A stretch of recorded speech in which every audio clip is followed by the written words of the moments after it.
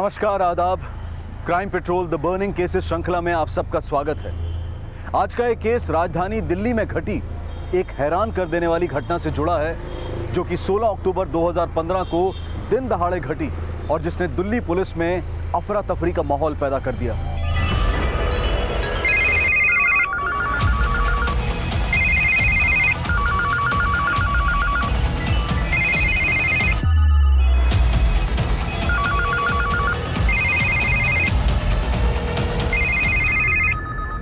एक ATM van, नोटों से भरे संदूक, एक फरार ड्राइवर, मीडिया की ब्रेकिंग न्यूज।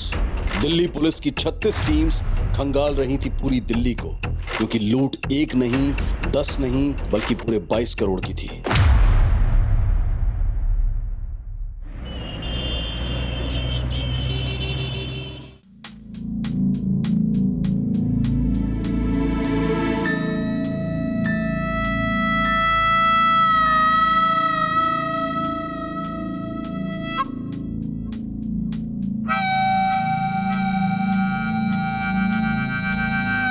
ए कोमल, अरे उठोगी? अरे हमारा तौलिया कहाँ है?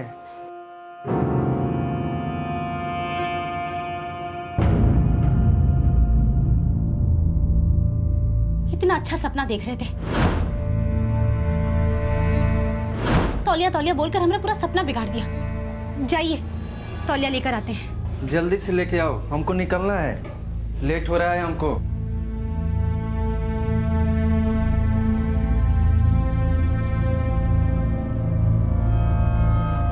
कोमल, है कोमल। अरे का हुआ? ये लीजिए तौलिया। अरे तुम हमारा ब्रश बाल रंगने में इस्तेमाल की?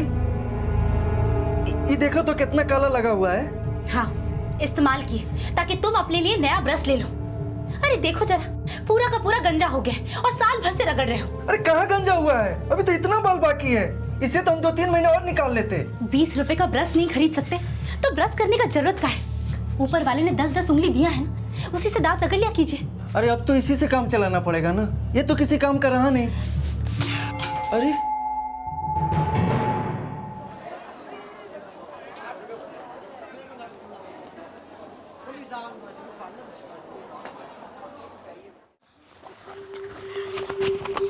रुमझुम, ये देख, मस्त पेन है ना?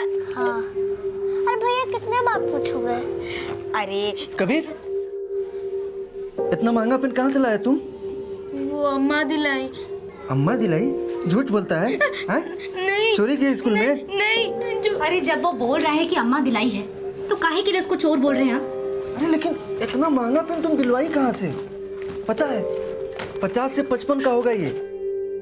जानते हैं निवेश जी, हम भी घर का काम करते हैं और इतना कमा लेते हैं कि बच्चों को कुछ दिला पाए, और उनका जी मारने का ना हमारा जरा भी इच्छा नहीं करता है।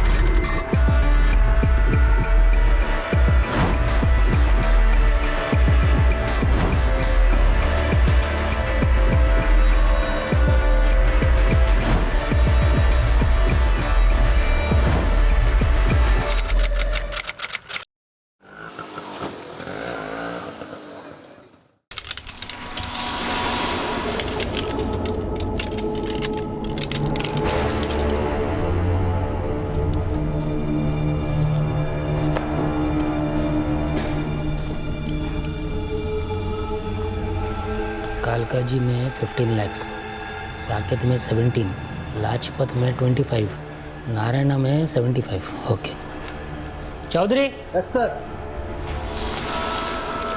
ये आज का लिस्ट है, कौन सा आइटम में कितना पैसा डालने का उसका। इसको स्कैन करके जेनिथ एजेंसी को ईमेल करो।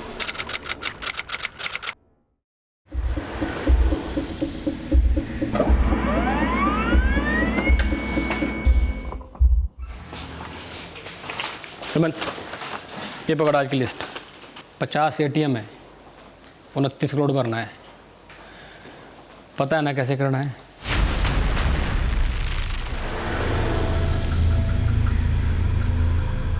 अरे प्रदीप, निमेश, चाय खत्म करो, जल्दी आओ।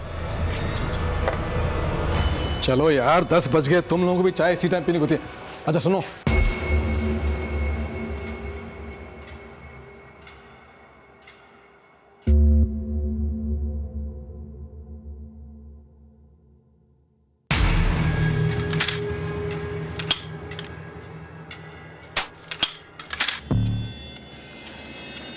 आ गए तुम लोग? अच्छा, गन लोडेड है ना? और सुनो, लॉक लगा के रखना, ठीक है? चलो निकलो। अच्छा प्रदीप सुन, तेरे साथ आज ड्राइवर निमेश रहेगा। अच्छा ठीक है, रूट कौन सा है आपने? रूट कोई भी हो, लेकिन तेरी वैन में कैश ज़्यादा होगा, ठीक है?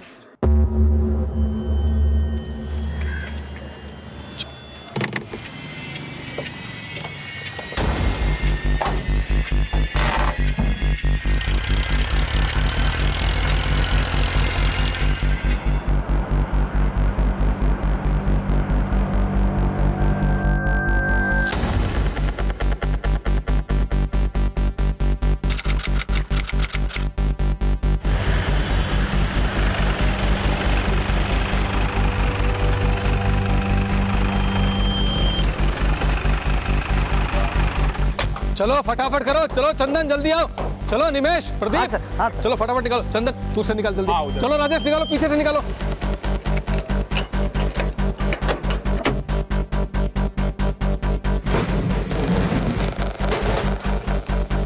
Hello Narayan sir, good morning. Cash ready है? काउंटिंग हो रहा है, आप पेटी अंदर मंगवा लो। ओके।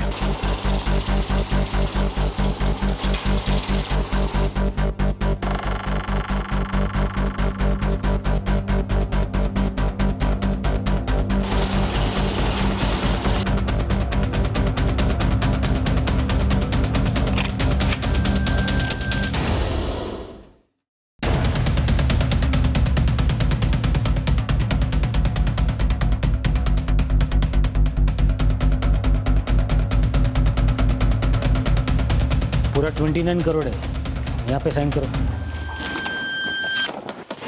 और ये आज का पासवर्ड, इसको याद करो अच्छे से। याद हो गया। चलो निमेश।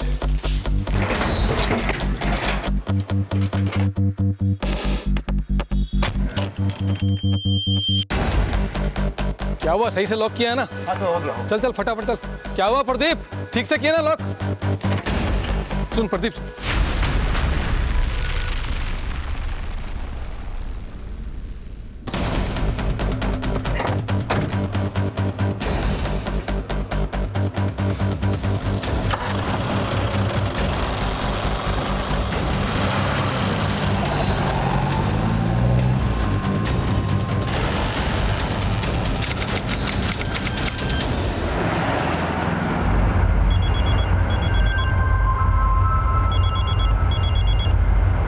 हेलो,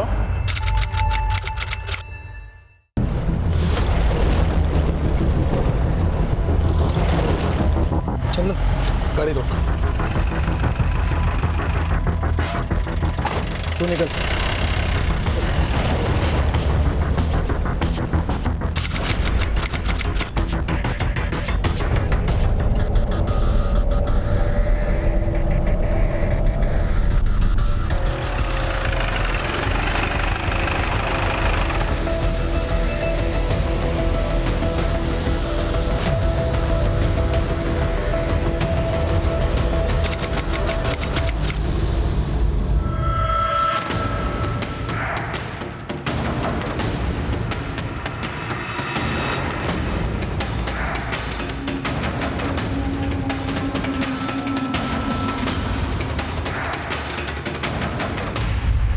हाँ जी नारायण सर, बोलिए। सचिन ये क्या है सब?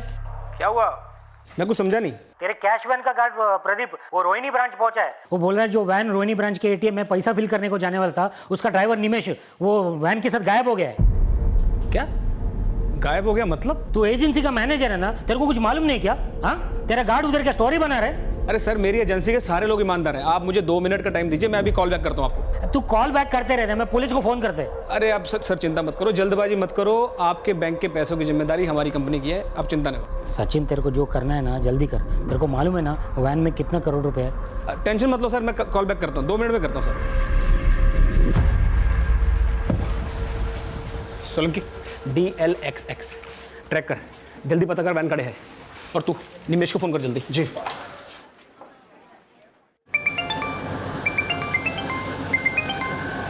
हाँ सचिन भाई। हाँ हेमंत सुन, मैं क्या बोल रहा हूँ। सर फोन नहीं मिल रहा, आउट ऑफ कवरेज है। अरे तो दोबारा ट्राई करना। हिम्मत होल्ड कर। जी सचिन भाई। जल्दी कर। वैन रिठाला हाईवे के पास है सर।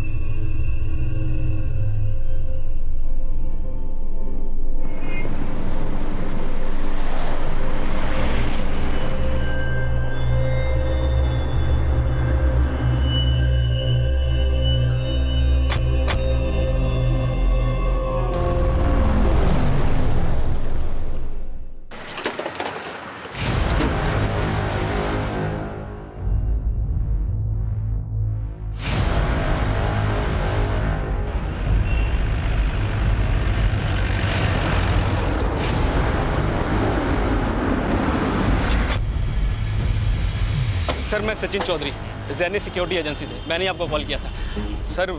यही वो वैन है जो कैश फिल करने के लिए निकली थी सर, पर ये वैन तो है पर ड्राइवर और कैश दोनों गायब हैं।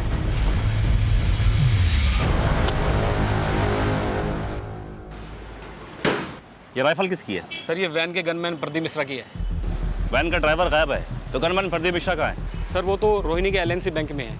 उसी ने बताया कि ड्राइवर वैन लेके गायब हो गया, तो हमने GPS के थ्रू पता किया तो वैन तो यहाँ थी पर कैश और ड्राइवर गायब था। वैन के ड्राइवर की सारी डिटेल मुझे दो। सर जी उसका नाम निमेश है, जहांगीरपुरी में रहता है। और सर मैंने अपने ऑफिस से उसके सारे डॉक्यूमेंट मंगवा लिए हैं। सर एक मिनट सर, ये उसका फ़ोटो। और इसका मोबाइल नंबर? सर 9760955555। पर सर इसका phone out of coverage area बता रहा है। अच्छा वैन में कैश कितना था? 10 करोड़ था सर।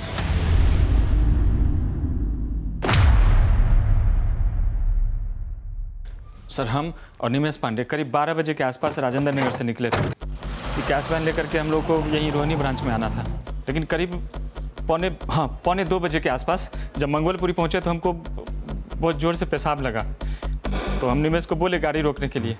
ये निमेश गाड़ी रोकना यार। क्या हुआ रे? अरे बहुत जोर का पेशाब लगा है, ब्लैडर फट जाएगा यार।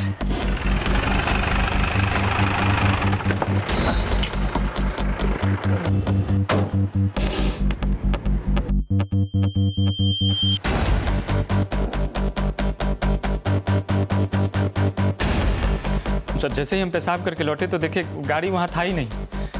फिर हम निमेश को फ़ोन किए। हम फ़ोन किए तो बोला कि वो नो एंट्री में खड़ा किया था गाड़ी, तो हवलदार आकर के वहाँ से भगा दिया। तो वो यू टर्न मार करके फिर वापस आ रहा है, लेकिन सर वो आया ही नहीं। फिर उसका फ़ोन भी बंद बता रहा था। फिर हम भाग के ब्रांच में आए और मैनेजर सर को सब घटना बताए। तू तो उस वैन का गनमैन था, फिर तूने उस ड्राइवर के भरोसे वो वैन ही नहीं बल्कि अपनी राइफल भी छोड़ दी, क्यों? सर पेशाब इतना ज़ोर से लगा था कि क्या बताएं, बुद्धि मर गई थी हमारी। लेकिन हम कभी ऐसा नहीं सोचे थे कि निमेश पर गाड़ी लेके भाग जाएगा। सोचे नहीं थे? हाँ, या अभी सोच सोच के बोल रहा है? नहीं सर, सही बता रहे हैं हम तो उसको बहुत ही ईमानदार समझते हैं। सर कोई भी गार्ड अपना ही राइफल ऐसा कैसा वैन में छोड़ सकता है? और मुझे तो ये जानकर हैरानी हुआ कि वैन में खाली ड्राइवर और गार्ड था, वैन का कस्टोडियन हेमंत नहीं, जबकि हर कैश वैन में कस्टोडियन का होना कंपलसरी है। लेकिन एजेंसी के मैनेजर ने तो हमको इस बारे में कुछ नहीं बताया। सर जब मैंने उसको फ़ोन किया उसको ये तक नहीं मालूम था कि उसका ड्राइवर निमेश वैन के साथ गायब है। क्या गायब हो गया मतलब? सर आई थिंक ये 10 करोड़ गायब करने में ये ड्राइवर निमेश के अलावा एजेंसी का मैनेजर सचिन, कस्टोडियन हेमंत और वो गार्ड प्रदीप तीनों इन्वॉल्व है सर। जेनिथ सिक्योरिटी एजेंसी की कैश वैन जो दिल्ली नॉर्थ जोन में LNC बैंक के ATM सेंटर्स में कैश भरने के लिए निकली थी, वो संदिग्ध अवस्था में दिल्ली के रिठाला इलाके में पाई गई और जिसमें मौजूद कैश के ट्रंक्स गायब थे और वैन के ड्राइवर निमेश पांडे को कैश के साथ फरार माना जा रहा था। लेकिन निमेश पांडे वाकई इस लूट का अपराधी था या फिर वो पीड़ित था, ये सामने आना भी बाकी था। लेकिन LNC बैंक की करोड़ों रुपए की लूट ने दिल्ली पुलिस में अफरा तफरी का माहौल पैदा कर दिया था और तुरंत इस केस की इन्वेस्टिगेशन ACP अरुण राय को सौंप दी गई। मुझे अपडेट करते रहना। क्या स्टेटस है? सर रिठाला के आसपास पूछताछ से तो कोई क्लू नहीं मिला और वो ड्राइवर निमेश पांडे, उसका फोन लगातार बंद आ रहा है। निमेश पांडे के कॉल रिकॉर्ड का क्या स्टेटस है? सर कॉल रिकॉर्ड कुछ देर में आने वाले हैं। पुलिस लूटे गए पैसों का जल्द से जल्द पता लगाने के लिए हर संभव प्रयास कर रही थी और निमेश पांडे की तलाश में पुलिस की एक टीम उसके जहांगीरपुरी के एड्रेस पर रवाना कर दी गई। त्यागी, इतनी बड़ी लूट में सिर्फ अकेले ड्राइवर का हाथ नहीं हो सकता। एलएनसी बैंक के मैनेजर नारायण मूर्ति का शक सही है। सिक्योरिटी एजेंसी का मैनेजर, कस्टोडियन और गनमैन, ये तीनों मिले हुए हैं। इन तीनों को थाने लेके आओ। बैंक्स अपनी एटीएम मशीन्स में पैसा भरने के लिए और अपने बैंक की दूसरी ब्रांचेस में पैसा पहुंचाने के लिए कैश मैनेजमेंट सिक्योरिटी एजेंसीज को हायर करते हैं, और इन एजेंसीज की ये जिम्मेवारी होती है कि वो बैंक के पैसे को सेफली उनकी बताई हुई जगह पर पहुंचाएं। हर सिक्योरिटी एजेंसी द्वारा कैश वैन के ड्राइवर के साथ एक गनमैन और एक कस्टोडियन नियुक्त किया जाता है, और इस तरह की कैश वैन्स में कस्टोडियन वो शख्स होता है जिसके पास कैश डिस्ट्रीब्यूशन की सारी डिटेल्स होती हैं, और उसके पास एटीएम मशीन का वो पासवर्ड भी होता है जिसके द्वारा वो एटीएम मशीन में पैसा भरता है। लेकिन जेनिथ सिक्योरिटी एजेंसी का कस्टोडियन हेमंत चावला उस वैन में नहीं था जिसका ड्राइवर निमेश पांडे कैश के साथ गायब बताया जा रहा था। और अब इस लूट के मामले में ड्राइवर निमेश पांडे ही नहीं बल्कि गनमैन प्रदीप मिश्रा, कस्टोडियन हेमंत चावला और जेनिथ सिक्योरिटी एजेंसी का मैनेजर सचिन चौधरी भी शक के दायरे में थे। बहुत सोच के प्लानिंग की थी। ये पेशाब का आइडिया था किसका? निमेश का? नहीं साहब, सही बता रहे हैं, सच में पेशाब ही लगा था हमको। इतना मारूंगा ना कि तेरा पेशाब यहीं निकल जाएगा। बोल कहाँ है निमेश? साहब सही बता रहे हैं, हमारा विश्वास कीजिए। हम तुझे भी नहीं पता निमेश का? तुझे नहीं पता तो किसको पता है? जल्दी बता, वो 10 करोड़ रुपए कहाँ ठिकाने लगाए तूने? सर यकीन कीजिए, मेरा इस कांड में कोई हाथ नहीं है। तू तो उस वैन का कस्टोडियन था, तू वैन में क्यों नहीं था? सर जल्दी बोल, जल्दी बोल। अगर बैंक का 1 रुपया भी इधर से उधर हुआ ना तो सारी जिंदगी जेल में सड़ेगा तू। सर मैंने कुछ नहीं किया है। मानता हूँ सर, मैं उस वैन का कस्टोडियन था, पर सर उसके साथ साथ मैं बाकी 2 वैन का भी कस्टोडियन था। अच्छा, मैं सारी वैन में एक साथ तो नहीं हो सकता ना सर। तो 3 वैन का कस्टोडियन, पागल समझा क्या तूने? एक्चुअली सर, हमारी एजेंसी में कस्टोडियन कम है, हमें अंडर स्टाफ काम करना पड़ता है। मैंने सचिन को कई बार बोला सर, लेकिन वो हमेशा बोलता था कि इस बार मैनेज कर लो, जल्दी पूरा स्टाफ रख देंगे। सर जी, आप मेरी बात का यकीन ना करोगे सर, पर मैं और कस्टोडियन रखने के लिए मुंह मांगी सैलरी देने को तैयार था सर, पर सर कोई भरोसे का आदमी मिल नहीं रहा था। झूठ मत बोल, तेरी प्लानिंग है ये, और प्रदीप और हेमंत तेरी पढ़ाई भाषा बोल रहे हैं। अरे सर जी, आप एक बात बताइए मुझे, मैं ऐसा काम करके अपनी एजेंसी को क्यों बदनाम करूँ? शुरुआती पूछताछ में सचिन, प्रदीप और हेमंत इस लूट में अपनी भूमिका से इनकार कर रहे थे, और इसी दौरान पुलिस को निमेश पांडे से जुड़ी एक और चौंकाने वाली सूचना मिली। बोलो गौतमी। सर, ये निमेश पांडे बस जहांगीरपुरी वाले एड्रेस पे नहीं रहता जो एजेंसी वालों ने हमें दिया था, और वो 2 महीने पहले ही यहाँ से घर खाली कर चुका था। यानी कि 10 करोड़ लूटने की प्लानिंग भी 2 महीने से चल रही थी। आस पड़ोस से कुछ निमेश के बारे में पता चला? सर, हम पूछताछ कर रहे हैं यहाँ, लेकिन आस पड़ोस वाले ज्यादा कुछ नहीं जानते निमेश के बारे में। मुझे तो ये जेनिथ एजेंसी का मैनेजर ही धांधलेबाज लगता है इन सभी की मिली भगत। हो सकता है सर, लेकिन निमेश के डॉक्यूमेंट्स पर उसका नेटिव एड्रेस यूपी के बलिया का है। गौतमी, एक काम करो, तुम यूपी में फौरन बलिया पुलिस से कांटेक्ट करो, उनसे कहो फौरन एक टीम निमेश पांडे के एड्रेस पे भेजे। तब तक मैं यूपी के डीजीपी से बात करता हूँ। Okay sir. निमेश की तलाश में दिल्ली पुलिस ने तुरंत यूपी की बलिया पुलिस से कांटेक्ट किया।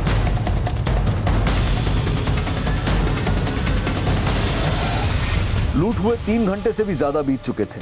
प्रदीप, सचिन और हेमंत के बयानों से कोई क्लू नहीं मिला था, और ना ही किसी और जरिए से लूटे गए कैश और निमेश पांडे का कोई क्लू मिला था। मन ने पता था कि ये निमेश जहांगीरपुरी में नहीं बल्कि कहीं और रह रहा था। सर, मैं मानता हूँ कि उसे काम पे मैंने रखा था, लेकिन उसे जो रिकमेंड किया था ना, वो हमारे कस्टोडियन हेमंत ने किया था। सर, मैं सच कह रहा हूँ सर, मुझे नहीं पता था कि निमेश ने जहांगीरपुरी वाला घर खाली कर दिया था। सर, निमेश को अपने एजेंसी पे तूने ही काम पे लगाया था ना? हाँ सर, लगवाया था। सर, इसके बाद मुझे कुछ नहीं पता इसके अलावा। सिंह। Yes sir. इसे ऐसे याद नहीं आएगा, अच्छी तरह से तोड़ाई करो इसकी। सर, मेरी बात। मैनेजर साहब, चलो इतना ही बता दो, इस 10 करोड़ की लूट में तुम्हारा कितना हिस्सा है? सर, कुछ था ही नहीं सर, मैं कैसे कहूँ अब आपको। इतना तो याद होगा कि निमेश पहले काम कहाँ करता था? अल्फा कैश एजेंसी में सर। सर, मैंने उसे 3 महीने पहले काम पे रखा था, पर सर मैंने कभी सोचा ना था कि वो ऐसा कांड करके भाग जाएगा और मैं फंस जाऊंगा। मैनेजर साहब, किसने किसको फंसाया, किसकी प्लानिंग थी, ये ज्यादा टाइम तक पचा नहीं पाओगे इस बात को। इन्वेस्टिगेशन की इस कड़ी में जेनिथ सिक्योरिटी एजेंसी के एक दूसरे ड्राइवर चंदन सिंह का एक बयान सामने आया। सर मुझे नहीं लगता कि ये सब में निमेश का कोई हाथ भी होगा, और वो बहुत सीधा आदमी है। लेकिन वैन लेकर गायब तो वही हुआ है। अच्छा, क्या लगता है तुम्हें, उसको ये सब करवाने में हेमंत का हाथ है या फिर सचिन का? सर अभी ये तो मैं कुछ कह नहीं सकता, लेकिन एक बात है, आज सुबह मैंने निमेश और प्रदीप को साथ में बात करते हुए सुना था। प्रदीप, तुम्हारे घर गृहस्थी की जो कहानी है ना, यहाँ काम करने वाले हर एक आदमी की कहानी है। साला 12 घंटे का ड्यूटी करो, फिर 2 घंटा बस का धक्का मुक्की, साला उसके बाद भी चैन का नींद नहीं मिले तो साला धिक्कार है जिंदगी पे यार। अरे प्रदीप, निमेश तो साला कुछ ना कुछ करना ही पड़ेगा। साहब अब क्या पता, प्रदीप ने निमेश के कान भरे हैं या कहानी कुछ और ही है। सर, हमने निमेश के कपड़े चेक किए हैं, उसमें ये टीटीसी का टिकट मिला हुआ है। टीटीसी में पता करो ये टिकट किस बस की है। जी सर। हाँ ओके सर। साबू तो निमेश से हम हमेशा दुख दर्द बांटते रहते हैं। सब लूट वूट का कोई योजना नहीं बनाए थे साहब हम। योजना नहीं बनाई थी, अपनी राइफल ऐसे ही भूल गया वैन में? अचानक ऐसे ही पेशाब लग गया तुझे? सीधी तरह से बता, निमेश और वो 10 करोड़ रुपया है कहाँ पर? साहब सही बता रहे हैं, हमको नहीं पता साहब। हमको तो अभी भी विश्वास नहीं हो रहा है कि निमेश ये सब कांड करके भाग गया है। साहब वो तो बहुत ईमानदार और पूजा पाठ करने वाला आदमी था साहब, बिना पूजा पाठ किए हुए गाड़ी तक स्टार्ट नहीं करता था साहब। हो सकता है कि निमेश वो कस्टडियन हेमंत जी के कहने पे ये सब किया हो। क्या कहा था हेमंत ने निमेश से? अरे भाई कह रहा हूँ ना, थोड़ा मैनेज कर ले, 2-4 दिन में स्टाफ में और लोग भर्ती कर लूंगा मैं। अरे क्या मैनेज कर लो, हमेशा आप यही बोलते हैं, जानते हैं ना कितना टेंशन का काम है। कुछ भी गड़बड़ होगी तो फंसूंगा तो मैं ही। ओ भाई तू ज्यादा राम कहानी ना सुना मेरे को अपनी, कह रहा हूँ ना मैनेज कर ले तो कर ले। मैनेज कर ले, साला एक दिन ऐसा मैनेज करूँ ना कि छक्के छूट जाएंगे। नहीं नहीं सर, वो प्रदीप झूठ बोल रहा है। सर मुझे लगता है कि ये कांड प्रदीप ने ही किया है, उसे जबरदस्ती मुझे फंसा रहा है। सर ये तो ऊपर वाला जानता है कि ये वो कांड हेमंत ने कराया, प्रदीप ने। मैं इतना जानता हूँ सर कि मैंने ना कराया, आप मैंने जान दो सर। आइए सर, मैंने कैश वैन की ये जीपीएस हिस्ट्री चेक करी है सर। ये वैन रोहिणी से रिठाला इस स्ट्रेट रूट से रिठाला नहीं पहुंची है, बल्कि इसने मंगोलपुरी से पूटकला वाला रास्ता लिया है। सर ये मंगोलपुरी वही एरिया है जिसके बारे में प्रदीप ने हमें बताया था कि वो वहां टॉयलेट करने के लिए रुका था। त्यागी, अगर ये वैन मंगोलपुरी से पूटकला इस रूट से पहुंची जी, तो फिर पूटकला से रिठाला किस रूट से होती हुई पहुंची है? सर ये वैन पूटकला से कंजावला की तरफ गई, वहां 12 मिनट रुकी, फिर बवाना और राजीव विहार होते हुए रिठाला पहुंची। त्यागी, अगर ये वैन कंझावला में 12 मिनट के लिए रुकी है तो पक्की बात है कि वैन में से कैश की पेटियां यहीं निकाली गई। सर मुझे एक बात समझ में नहीं आ रही है कि एक अकेला ड्राइवर 12 मिनट में इतनी सारी पेटियां कैसे बदल सकता है? सर वैन से कैश गायब था, लेकिन गनमैन प्रदीप की गन वहीं मौजूद थी। सर ये भी हो सकता है कि उनके पास और भी कई तरह के हथियार, इसलिए वो गन वहीं छोड़कर चले गए। कहानी कुछ भी हो सकती है त्यागी। ये भी हो सकता है कि निमेश कंझावला का ही रहने वाला हो, या फिर ये भी हो सकता है कि इस वक्त जो आदमी निमेश के साथ में है वो प्रदीप, सचिन, हेमंत, इन तीनों को जानते हो। ये इन तीनों के कॉल रिकॉर्ड्स निकलवाओ और अपनी एक टीम अल्फा एजेंसी भी भेजो, जहाँ निमेश पहले काम किया करता रहा। हो सकता है अल्फा एजेंसी में काम करने वाले निमेश के पुराने साथियों का भी इसमें कोई हाथ हो। Okay sir.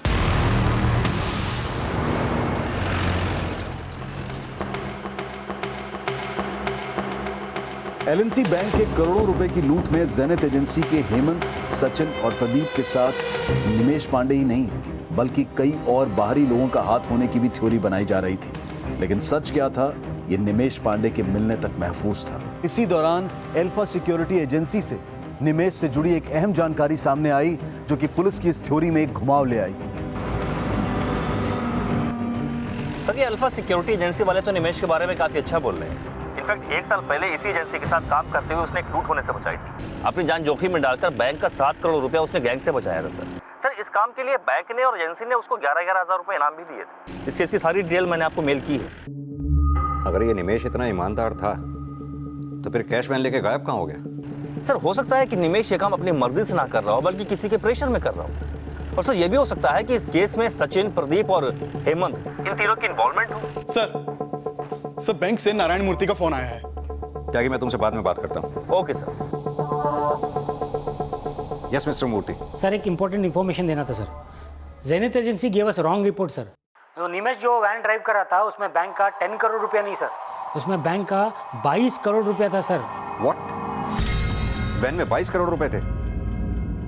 इसका कोई प्रूफ है आपके पास? सर जेनिथ एजेंसी को हमने टोटल 29 करोड़ रुपए दिए थे अलग अलग एटीएम में जमा करने को। ये उसका handover form with custodian Hemant signature और ये एटीएम का रिसीट सर। सर उन्होंने एक वैन में 3 करोड़, दूसरा वैन में 4 करोड़ और एक लास्ट वैन में 22 करोड़ रुपए लोड किए sir, which is against law sir, because per van only 10 crore rupees allowed sir. ऊपर से हर वैन के लिए अलग अलग कस्टोडियन होना एकदम ज़रूरी by law, but this zenith agency had only 1 custodian for all the 3 van sir. और वो हेमंत कस्टोडियन ने हमको रॉन्ग रिपोर्ट दिया सर कि वो लास्ट वैन में ओनली 10 करोड़ रुपीज़, बल्कि वो लास्ट वैन में 10 करोड़ नहीं, बैंक का 22 करोड़ रुपीज़ है। तो आपको लगता है कि कस्टोडियन हेमंत ने ये 22 करोड़ रुपए गायब किए हैं? नो सर, मेरे को इतना कहने का है कि वो खाली अकेला हेमंत कस्टोडियन का काम नहीं हो सकता है उसका बॉस के सपोर्ट के बिना सर।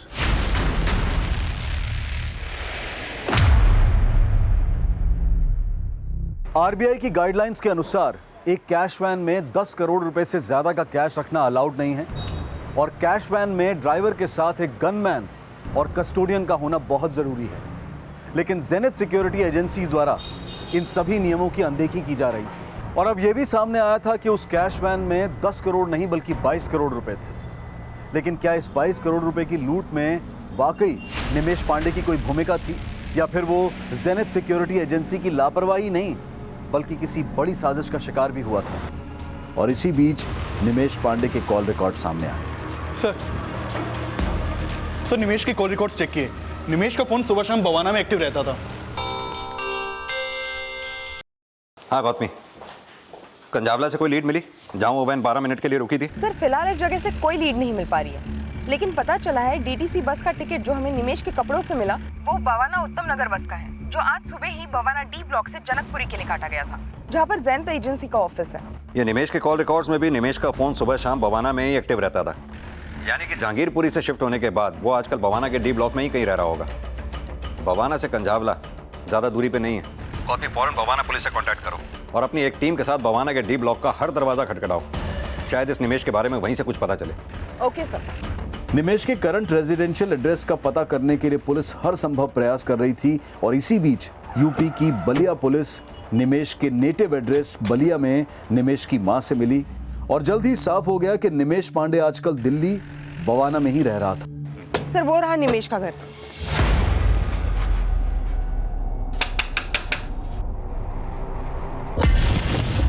तूने हमें यह बोला था कि वैन से 10 करोड़ रुपए गायब हुए, लेकिन पूरे 22 करोड़ रुपए तुमने गायब किए हैं। और कौन कौन है इस कांड में तेरे साथ मिला हुआ? और ये निमेश कहां पर है?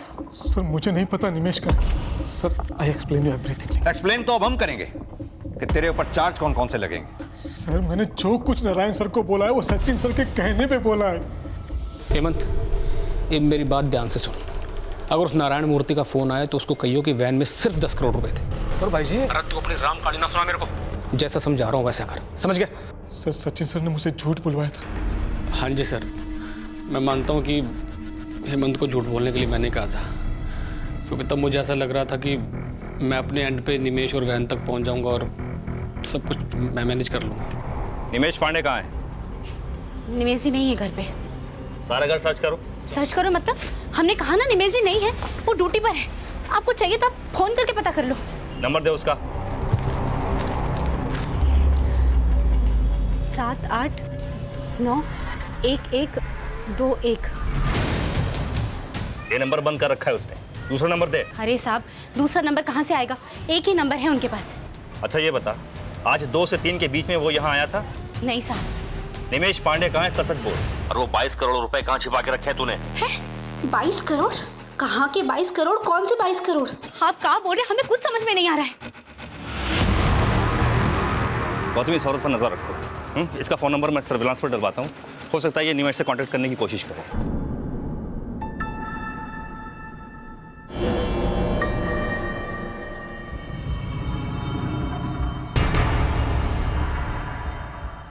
पता नहीं क्या तमाशा लगा रखा है। इतना बड़ा इल्जाम, वो भी इतने ईमानदार आदमी पे। हे भगवान, हमको तो निमेश जी का बहुत फिक्र हो रहा है। उनकी रक्षा करना। अम्मा, आज रात तो हम घूमने जाने वाले थे ना? दरवाजे पर पुलिस बैठी है और तुम्हें घूमने जाने की पड़ी है। कहाँ जाकर मरेंगे? और ऊपर से निमेश जी, पता नहीं कहाँ चले गए।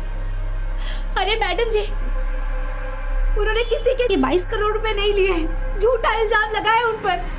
निमेश पांडे कहाँ था, क्या इसकी जानकारी वाकई कोमल को थी?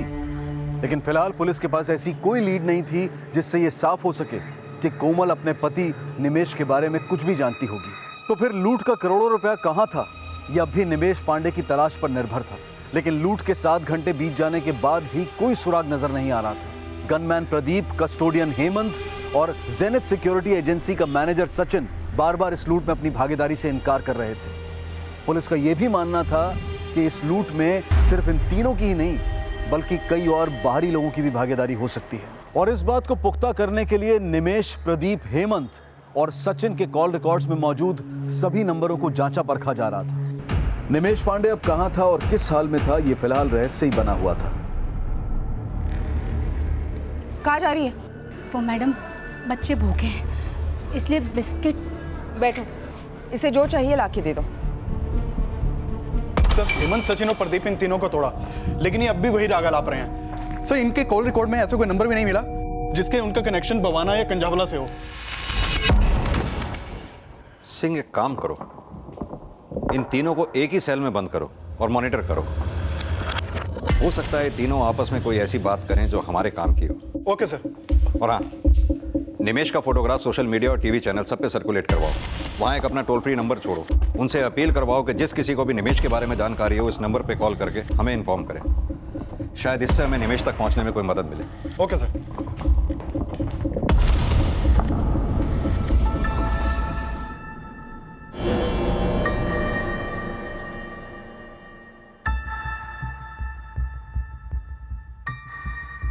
बाईस करोड़ की इस लूट को हुए 9 घंटे से ज्यादा गुजर चुके थे, लेकिन फिलहाल पुलिस को न कैश की कोई लीड मिली थी और न ही निमेश की। और अब निमेश पांडे तक पहुंचने के लिए इलेक्ट्रॉनिक मीडिया की मदद ली जा रही थी। ये वही निमेश पांडे है जो उस कैश वैन का ड्राइवर है जो एलएनसी कोऑपरेटिव बैंक के एटीएम में कैश जमा करने के लिए निकली थी। लेकिन अब निमेश वैन के 22 करोड़ कैश के साथ फरार है। अगर आप में से किसी को भी इस बात की कोई सूचना मिलती है तो तुरंत इस टोल फ्री नंबर पर कॉल करें। मैडम जी, आप लोग खामखा निमेश जी को बदनाम कर रहे हैं। वो हमसे बिना पूछे खैनी भी नहीं खाते। उनमें इतनी हिम्मत है ही नहीं, बहुत ही दब्बू इंसान है। एक बार केस निपट जाए बस। तुम दोनों का ऐसा ब्लैक लिस्ट करूंगा ना मैं, साल नौकरी तो बहुत दूर की बात है, तुम्हें दरवाजे पे खड़ा नहीं करेगा कोई अपने। ओ भाई, तुम अपनी फिक्र करो, तुम्हारे चक्कर में मेरा रिकॉर्ड खराब हो गया। साला इस एजेंसी की रेपुटेशन बचाने के चक्कर में झूठ बोला तो खुद ही फंस गया। यार ये जो ड्राइवर है निमेश, इसे तुम लोगों के साथ रहता था ना ज़्यादा, तुम्हारे साथ ज़्यादा टाइम बिताता था फील्ड में। भैया तुम्हें कुछ पता है यार, बता दो यार, नहीं तो ये पीटते रहेंगे। यार देख क्या हालत कर दी हमारी। देख भाई, मैं तो इतना जानता हूँ कि निमेश एक ईमानदार आदमी था, इसीलिए तो उसकी वैन में 22 करोड़ डाले। अरे हाँ, इसीलिए तो दुनली छोड़ के आए थे वैन में हम। साला हमको अभी तक भरोसा नहीं हो रहा, अभी तक भरोसा नहीं हो रहा है कि निमेश बाबू वैन लेके उड़ गया। 22 करोड़ रुपए, साला 22 करोड़ रुपया के जिंदगी भर 7 मैजिक पिएगा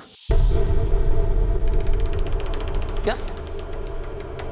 क्या बोला? क्या 7 मैजिक? क्या इनको 7 मैजिक नहीं पता? अरे दारू वोडका वही पी के तो गल आता था आपको। पूरा कंपनी अपना फ्रस्ट्रेशन 7 मैजिक पी के निकालता था। सैलरी तो देते नहीं है टाइम पे, बात बना रहे, लेकिन उसको सैलरी मिले ना मिले लेकिन महीने में एक बार 7 मैजिक चाहिए। बीबी का चिक चिक हो, काम का प्रेशर हो, कितना भी टेंशन हो, लेकिन वो 7 मैजिक में ना अपना सुकून ढूंढ लेता था। ये जो कुछ हुआ है ना, ये आपकी और कंपनी की गलती है। साला इतना प्रेशर का काम है, सैलरी टाइम पे देते नहीं है, कांड तो होना ही था। या खुद अंदर पड़े, तुम्हें सैलरी पड़ी हुई है। सर, जेनिथ एजेंसी से की गई पूछताछ में यह सामने निकल कर आया था कि निमेश काफी ईमानदार इंसान है। लेकिन सर, इस एजेंसी का एक इशू है वर्कर के साथ। क्या इशू? सर, इस एजेंसी में काम करने वाले किसी भी वर्कर को टाइम पर सैलरी नहीं मिलती। जाके निमेश का ईमान डोलने की एक वजह यह भी हो सकती है, और यह भी पॉसिबिलिटी है कि निमेश का साथ हेमंत और प्रदीप इन दोनों ने दिया हो, और यह भी हो सकता है कि निमेश का साथ किसी बाहर वाले ने दिया हो, जिनकी मदद से सिर्फ 12 मिनट में कैश वैन से 22 करोड़ की पेटियां ठिकाने लगा दी गई। सर, कैश टैंक कंजावला करीब 2:30 बजे पहुंची, जहां ये 12 मिनट रुकी है। सर, सारे कैश टैंक यहीं अनलोड किए गए। सर, कंजावला से बवाना 10 किलोमीटर की दूरी पर है, लेकिन सर हमें अभी तक इस बात की कोई लीड नहीं मिली है कि सारे कैश ट्रंक जो अनलोड किए गए हैं वो कंजावला में किस जगह किए गए हैं, और ना ही सर कोई इसका लीड मिला है कि सारे कैश ट्रंक कंजावला से बवाना निमेश के घर पे ले जाए गए हों। सर और तो और निमेश की बीवी के कॉल रिकॉर्ड से भी कुछ सस्पिशियस नहीं मिला। लीड तो हमें दिल्ली पुलिस और हरियाणा पुलिस से भी निमेश के बारे में कोई नहीं मिली। अब पैसा दिल्ली के अंदर है या दिल्ली से बाहर चला गया, ये तभी पता चलेगा जब निमेश को लीड मिलेगी। ताकि वो वैन के गनमैन प्रदीप ने हमें बताया था कि निमेश 7 मैजिक वोदका पीना पसंद करता था। साला 22 करोड़ रुपया के जिंदगी भर 7 मैजिक पिएगा? क्या बोला? क्या 7 मैजिक? क्या इनको 7 मैजिक नहीं पता। अरे दारू वोडका वही पी के तो गल आता था आपको। एक काम करो जी, कंझावला से बवाना के बीच में जितने भी लिकर शॉप्स हैं सब में चेक करो।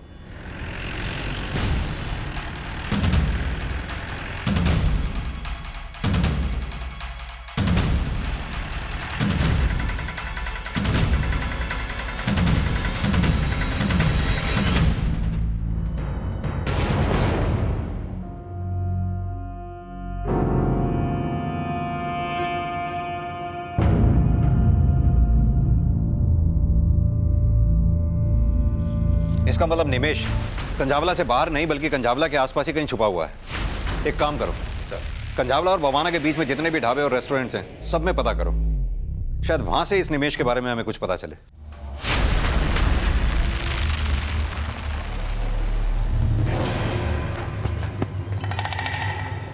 ए भैया। हाँ भैया। तनी चंपी कर दोगे? अरे क्यों नहीं कर देंगे, बैठिए, हम चंपी करने के लिए तो बैठे हैं।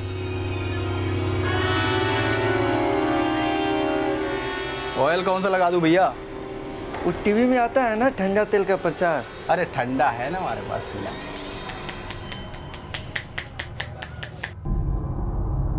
थोड़ा इधर करो ना।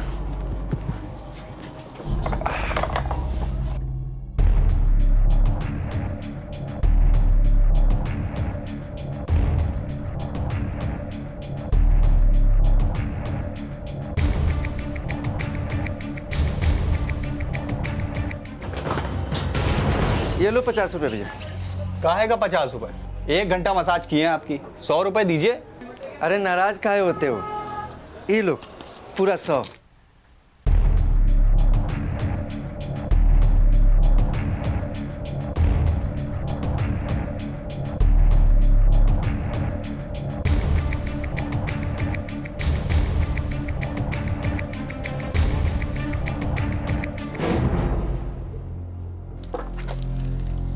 कबीर और रिमझिम के लिए तो खरीदारी कर लिए, कोमल के लिए क्या खरीदें?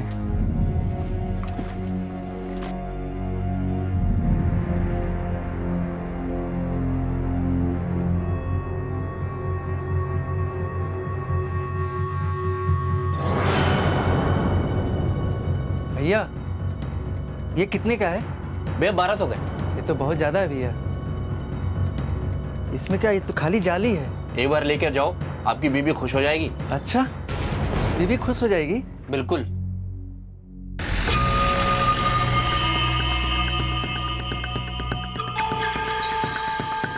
इस आदमी को देखा है? हाँ साहब, अभी थोड़ी देर पहले तंदूरी चिकन पैक करा के ले गया यहाँ से। अरे भैया आपका चिकन तंदूरी रेडी है? बन गया? हाँ कड़क बनाए है ना? एकदम मस्त, खा के तबीयत हरी हो जाएगी।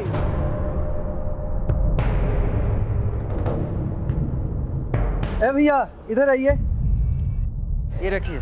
सर उसका बिल तो 500 रुपये का था, लेकिन जाते वक्त उसने 2 वेटर को 500 रुपये टिप भी दिया था।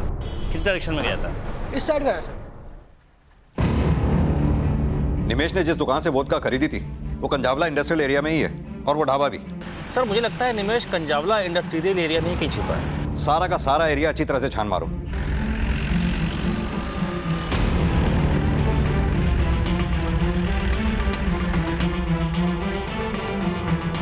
पुलिस ने जब इंडस्ट्रियल एरिया में पूछताछ और छानबीन की तो जल्द ही एक इंफॉर्मेशन सामने आई। हेलो साहब, क्या हुआ साहब? ये आदमी कहाँ है? ये आदमी तो अंदर सो रहा है साहब। चाबी दो। ये लीजिए साहब।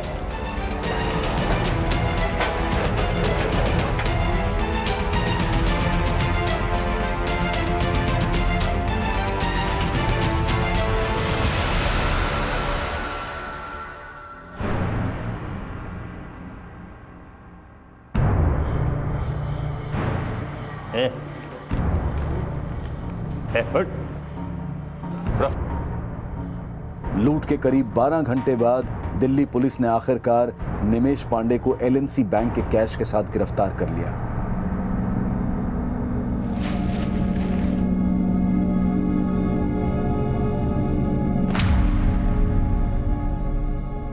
हाँ तो निमेश बाबू, खेल खत्म, कहानी शुरू।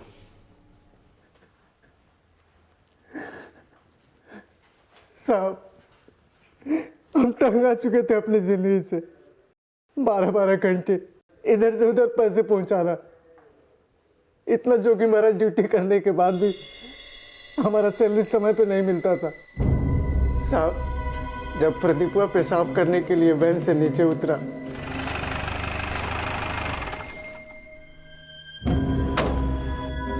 तो इतना सारा पैसा देके हमारा नीयत टूट गया।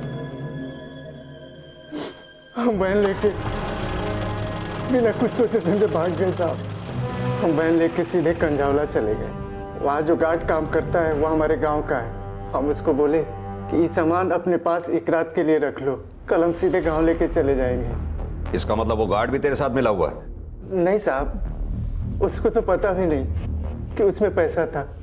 हम इस पैसे को बोरे में भर के अपने बीवी बच्चों के साथ सुबह वाली बस से अपने गांव बलिया जाने वाले थे। तू 22 करोड़ रुपया बोरे में भर के सुबह वाली बस से गांव जाने वाला था? सर, जो पैसे बरामद हुए हैं उसमें 11,000 रुपये कम है। साहब, वो 11,000 हमने खर्च कर दिए, अपने बीबी बच्चों के लिए कपड़ा खरीद लिए। साहब, इतना सारा पैसा हम अपनी जिंदगी में कभी खर्च नहीं किए।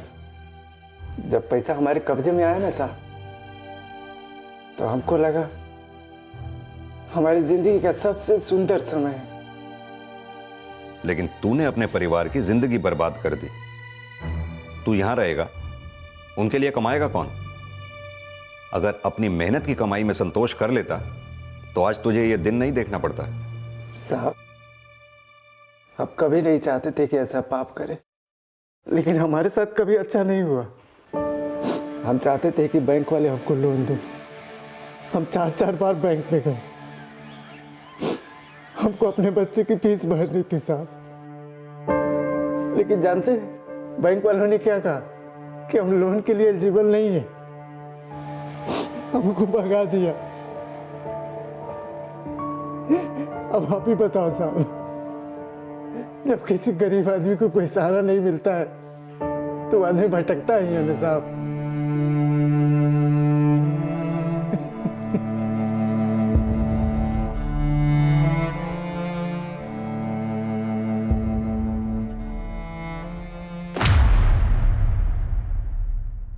हमारे आसपास काम करने वाले चौकीदार, सिक्योरिटी गार्ड्स, घर पर मदद करने वाले लोग और दूसरे कई वर्कर्स जो दिन रात हमारे लिए काम करते हैं, मेहनत करते हैं, लेकिन उनके भविष्य की सुरक्षा को लेकर कोई योजनाएं नहीं हैं और ना ही उन्हें उपयुक्त मेहनताना मिल पाता है। और इसके बावजूद अगर उन्हें वो तनख्वाह भी वक्त पर ना मिले तो ये गैर जिम्मेदाराना रवैया हम सब की सुरक्षा के लिए बहुत खतरनाक साबित हो सकता है, जिस पर विचार करने की जरूरत है।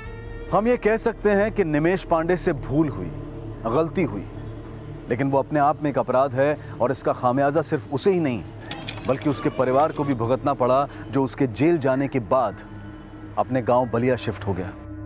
माना कि हम हर किसी की जरूरत को पूरा नहीं कर सकते हैं, लेकिन ये भी बेहद जरूरी है कि हम अपने लिए और हमारे आसपास काम करने वाले लोगों के प्रति संवेदनशील हों, उनकी जरूरतों के प्रति संवेदनशील हों। नमस्कार, आदाब। Crime petrol the burning cases श्रृंखला के आज के एपिसोड में आप सबका स्वागत है।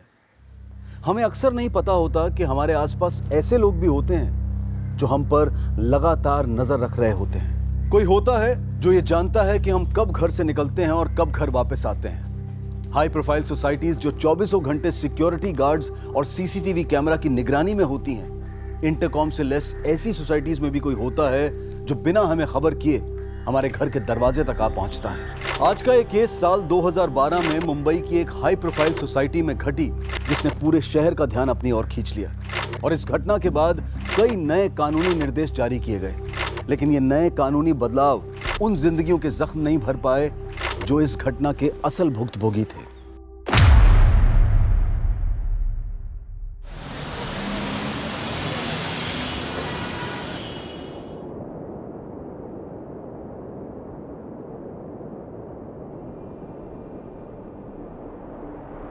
सांसें हम सबको मिलती हैं पापा।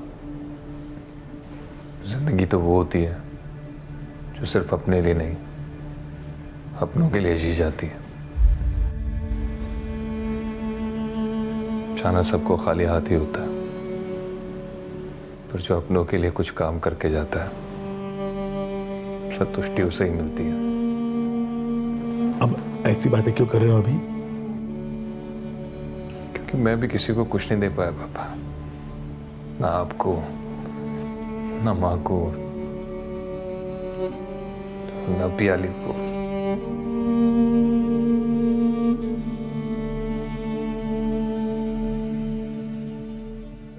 मरने से पहले सिर्फ इतना ही चाहता हूँ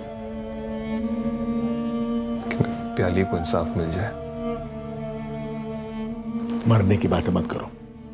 You are going to live a long life. तो मैं उसी दिन गया था पापा, जिस दिन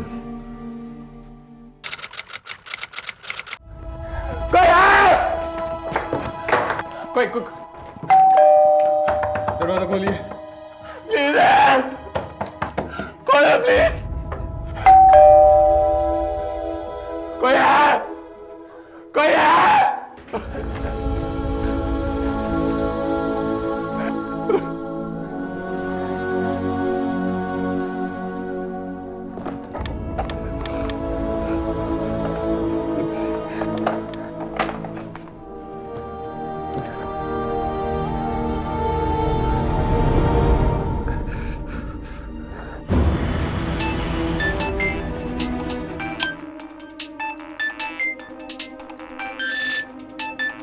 अभी?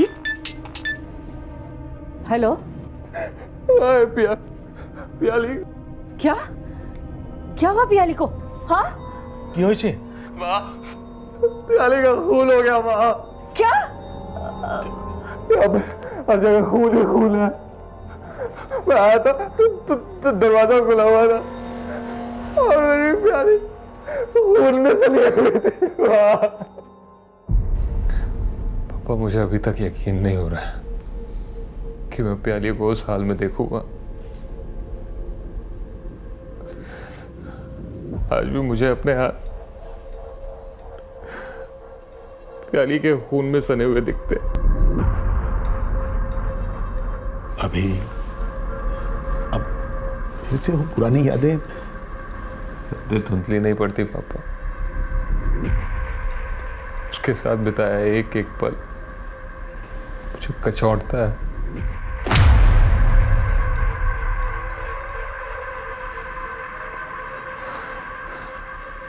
और ये सच की प्याली की उस नियति का जिम्मेदार मैं हूं।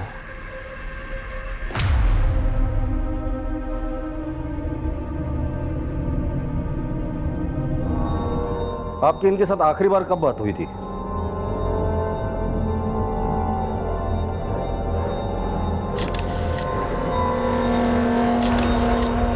आपकी इनके साथ आखिरी बार कब बात हुई थी?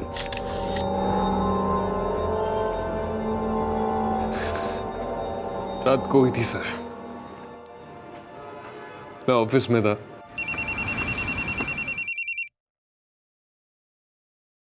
हेलो, सॉरी यार प्याली, वो काम के चक्कर में तुम्हें कॉल करने भूल गया मैं। कोई बात नहीं अभी, लेकिन तुम घर कब आ रहे हो बताओ? कुछ नहीं कह सकता, काम बहुत है यार, शायद सुबह ही मिले। सुबह?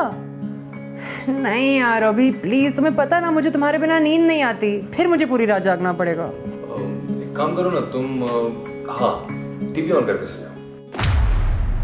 लो अब कैसे ऑन रखूं टीवी? लाइट ही चली गई। क्या? या एक सेकेंड अभी, लेट मी चेक।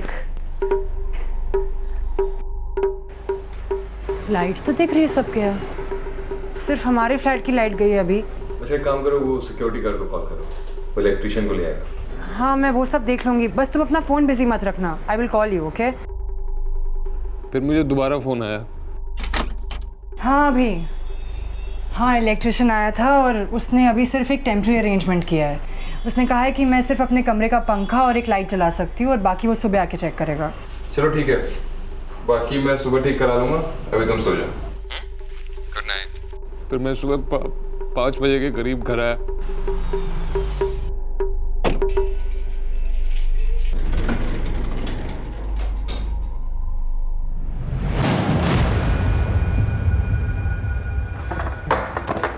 पियाली, मैंने सर मदद के लिए फिर मैं बाहर गया।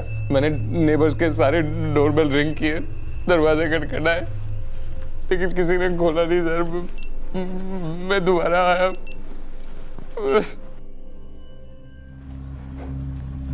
सर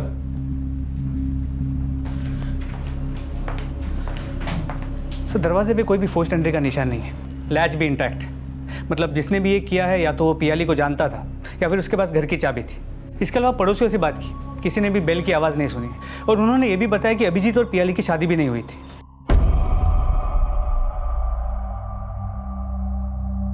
हमें पता चला कि आप दोनों की शादी नहीं हुई थी। इन दोनों की शादी हुई नहीं थी, लेकिन होने वाली थी। ये दोनों लिव इन में थे। आप कौन? सर मैं इसका फ्रेंड, एडवोकेट शशांक। पड़ोसियों ने हमें बताया कि उन लोगों ने कोई भी डोरबेल की आवाज़ नहीं सुनी थी, ना ही आपके चिल्लाने की। सर मैं बाहर गया था, मैंने एक एक का दरवाज़ा खटखटाया था, डोरबेल रिंग की थी, सीढ़ियों तक गया था चीखता हुआ, मदद के लिए गुहार मांग रहा था, कोई नहीं आया। घर की चाबी आप दोनों के अलावा और किसके पास होती है? किसी के पास नहीं होती। एक मेरे पास होती है, एक इसके पास होती है। लेकिन घर में पियाली की चाबी तो कहीं भी नहीं मिली।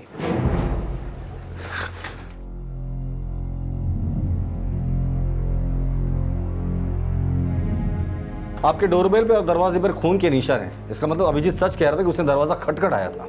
सर हमारी एसी बहुत पुरानी है और आवाज़ भी बहुत करती है और हमें पता ही नहीं चला कि दरवाजे पे कौन कौन आते हैं, कौन कौन खटखटाते हैं। और हाँ, रोज़ की तरह जब मैं 6:30 बजे उठा और दरवाज़ा खोला तो पता चला कि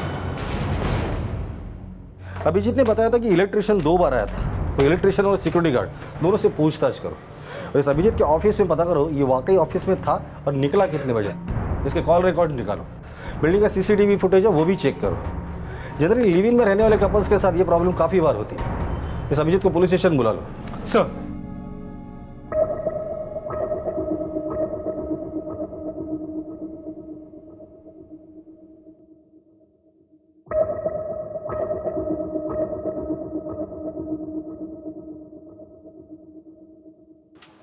सर 12 बजे और फिर 12:45 पर ये 2 लोग ब्लॉक में एंटर हुए थे और इस ब्लॉक में मैडम का फ्लैट भी है। एक ने तो सिक्योरिटी गार्ड के कपड़े पहने हैं, ये दूसरा कौन है? सर ये बिल्डिंग का इलेक्ट्रिशियन पवन है और ये गार्ड अमजद। कल रात इन्हीं दोनों की ड्यूटी थी यहाँ पर। अभिजीत ने बताया था कि कल रात उसके फ्लैट में 2 बार लाइट गई थी। मतलब पियाली को आखिरी बार इन दोनों ने ही देखा है। कहाँ रहते हैं ये दोनों? ये इलेक्ट्रिशियन तो यहीं बाजू में रहता है और गार्ड थोड़ी दूरी पर रहता है। मैं इसी को फोन लगाने की कोशिश कर रहा हूँ लेकिन उसका फोन स्विच ऑफ आ रहा है। कल रात की सोसाइटी की सभी सीसीटीवी कैमरास के फुटेजेस को चेक करो और इलेक्ट्रिशियन और ये गार्ड इन दोनों से मुझे मिलना है। सर वैसे तो मैं 10-11 बजे तक आ जाता हूँ, पर कल ऑफिस में बहुत काम था तो आते आते सुबह के 5 बज गए सर। देखिए ना, बराबर कल ही आपको ऑफिस में लेट हुआ, कल ही आपके घर की लाइट गई और कल ही पियाली जी का मर्डर हुआ। बड़ा अजीब इत्तेफाक है नहीं? कल रात तुम अभिजीत के घर 2 बार गए थे, फिर भी उसके घर की लाइट ठीक नहीं हुई, क्यों? साहब कल मेन लाइन में भी प्रॉब्लम था और 2 बार लाइट भी गया था साहब। जब दूसरी बार लाइट गया था तो मैंने मैडम को पंखा चालू करके दिया था। मैडम आपका मीटर बार बार ट्रिप कर रहे हैं। अब एक काम कीजिएगा, अपने घर के हाई वोल्टेज ऑन मत करिए। ज़्यादा प्रॉब्लम है तो बस एक काम कीजिएगा, अपने बेडरूम का पंखा या बल्ब ये रात को ऑन कर सकते हैं बस। मैंने मैडम को कहा था मैं सुबह के कनेक्शन ठीक करेगा, फिर मैं वहाँ से चला गया। उसके बाद क्या हुआ मुझे कुछ नहीं पता, सच्ची बोलता साहब। मेरी गलती है सर। जब प्याली का फोन आया था कि घर में लाइट नहीं है तो मुझे कहना चाहिए था कि घर पे किसी फ्रेंड को बुला ले। या उसके घर चली जाए। मैंने नहीं कहा, पता नहीं क्या क्या गुजरी होगी सर उस। क्या क्या सा होगा यही जानने के लिए तो तुम्हें यहां बुलाया है।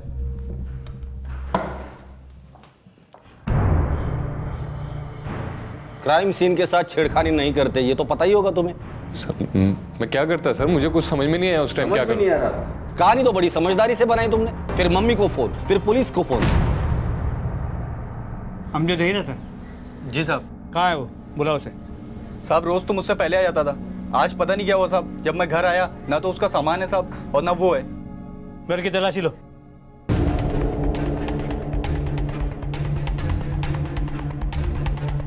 हाँ सर, ये नाइट ड्यूटी वाला गार्ड अमजद अपने घर से सामान लेके भाग गया है। एक काम करो, जिस सिक्योरिटी एजेंसी ने उसे रिक्रूट किया था ना, वहां जाके उसके डिटेल निकालो और उसका मोबाइल ट्रैकिंग पे डाल दो। जी सर।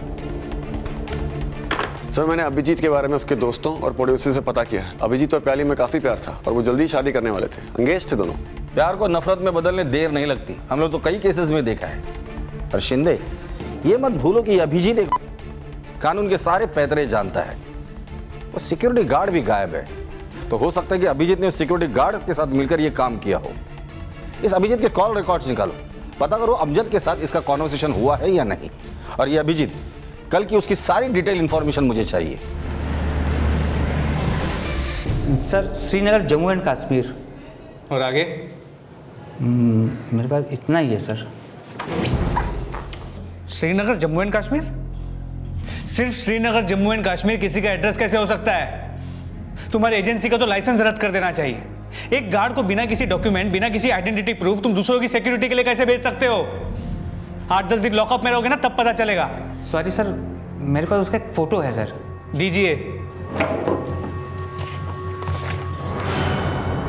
ये अमजद है? जी सर। सर ये एलएनसी सिक्योरिटी एजेंसी जिसने अमजद को रिक्रूट किया था, उनके पास अमजद की कोई भी डिटेल्स नहीं है। सिर्फ इतना पता चला है कि वो श्रीनगर का रहने वाला है। श्रीनगर? रवि, ढूंढो उसे। अगर वो शहर छोड़ के चला गया तो ढूंढना मुश्किल हो जाएगा। हर रेलवे स्टेशन और हर बस स्टॉप पर उसकी फोटो सर्कुलेट करो और श्रीनगर जाने वाली जितनी भी ट्रेन है उनकी टाइमिंग्स पता करो। Okay sir.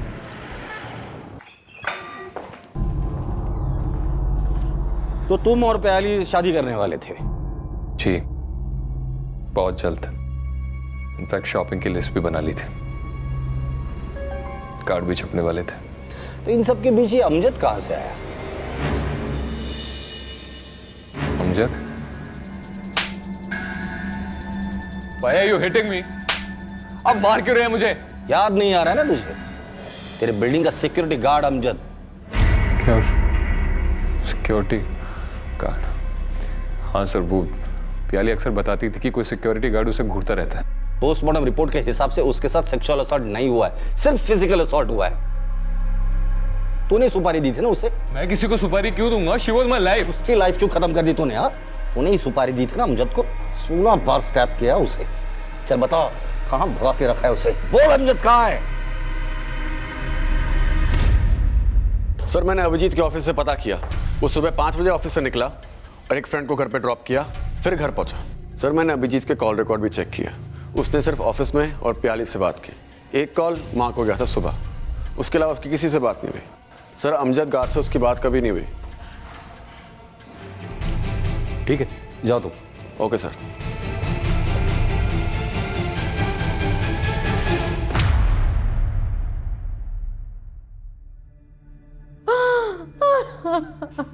संभालिए, संभालिए बहन जी अपने आप को, संभालिए।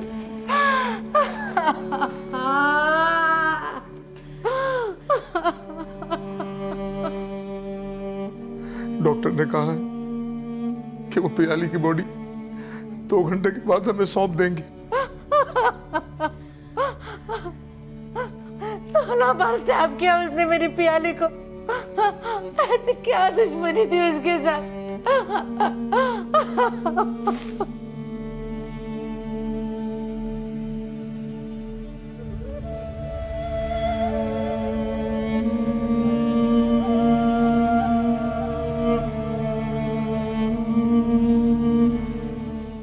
सिक्योरिटी गार्ड अमजद के गायब होने की सूचना के बाद पुलिस ने चारों तरफ छानबीन शुरू कर दी।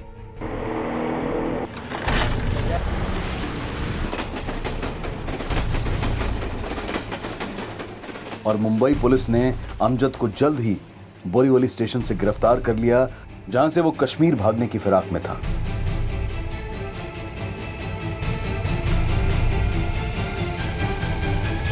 बोरीवली स्टेशन क्या कर रहा था तू? पियाली को तूने ही मारा था ना? गाली दिया उसने मुझे, तभी से मेरे को गुस्सा हो गया।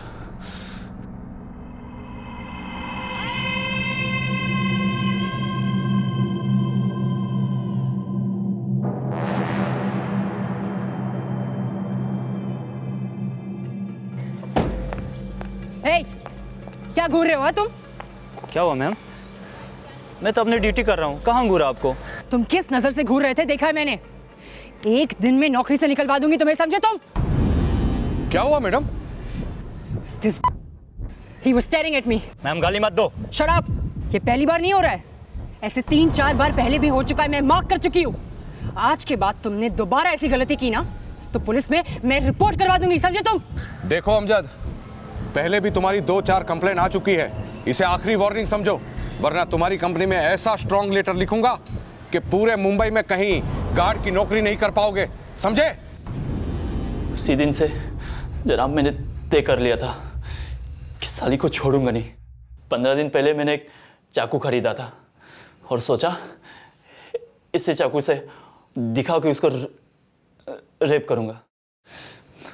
नसीब ने भी साथ दिया और फोन आया कि उसका फ्लैट में लाइट नहीं है। हेलो, हाँ मैं बिल्डिंग नंबर 7 फ्लैट नंबर 703 से बोल रही हूँ। हमारे घर की लाइट चली गई है। ठीक है मैम, अब इलेक्ट्रिशियन को भिजवाता हूँ। जल्दी।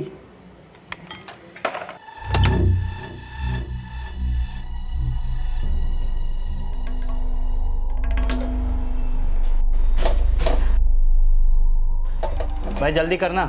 कर रहा हूँ पापा। साहब नहीं आया अभी तक? नहीं, वो सुबह आएंगे। अब चेक कीजिए मैम। फिर से ट्रिप तो नहीं होगी ना? अरे मैम टेंशन मत लीजिए, मैंने सब ठीक कर दिया, कोई प्रॉब्लम मुझे कॉल कर देना आप।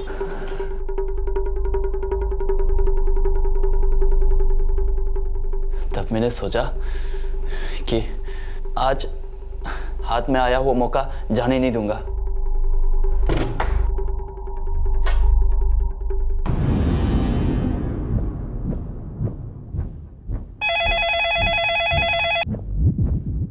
अरे वो इलेक्ट्रिशियन चला गया क्या?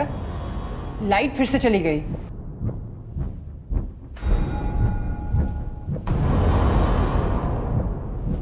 मैडम मैंने पूरा मीटर चेक कर लिया है, मुझे नहीं लगता यहाँ कोई फॉल्ट है। मुझे लगता है नीचे जाके मेन मीटर चेक करना पड़ेगा।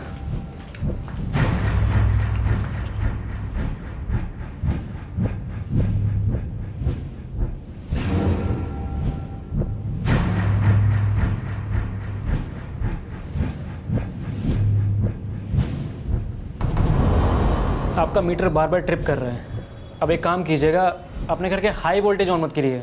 ज़्यादा प्रॉब्लम है तो बस एक काम कीजिएगा, अपने बेडरूम का पंखा या बल्ब ये रात को ऑन कर सकते हैं। बस मॉर्निंग में आऊँगा और सब ठीक कर जाऊँगा, आप टेंशन मत लीजिए।